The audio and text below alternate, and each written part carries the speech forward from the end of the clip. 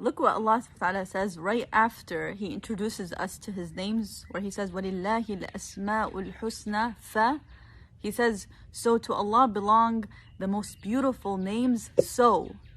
So what do you think Allah subhanahu wa ta'ala is going to say next? When Allah is introducing His beautiful, majestic names to us, what are we supposed to do about that? Right? And maybe sometimes you'll attribute it to Himself. You'll say, okay, Allah has the most beautiful names, so maybe worship Him better, right? Like look at Him in more awe. Right? It could be so many things. But what does Allah pull you to do? فَادْعُوهُ بِهَا So call Him by them. So Allah links it back to you and your need for Him. That Allah says, you get to access Allah through these beautiful names because at times you're going to need them. So Allah links it back to you and your utter need for these names in your life.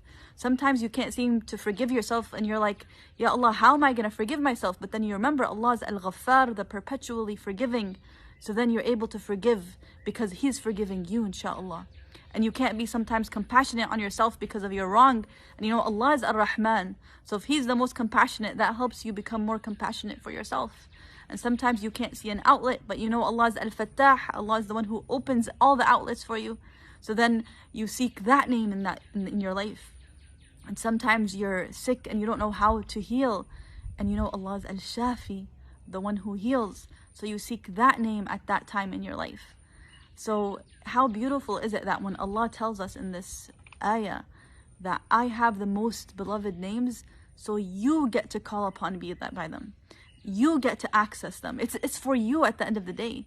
Allah doesn't need us. Allah doesn't even need to introduce His names to us for Him. It's for us at the end of the day.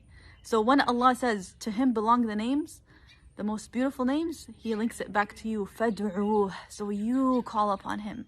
You're going to need them in your life. This is all for you at the end of the day.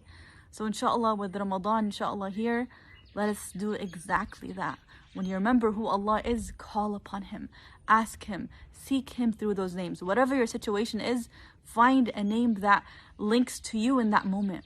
Right? If you're seeking faraj and opening, call Allah by Al-Fatir, by the one who originates, by Al-Fattah, the one who opens. Seek Allah through His names. فَادْعُوهُ بِهَا Call upon Him by them.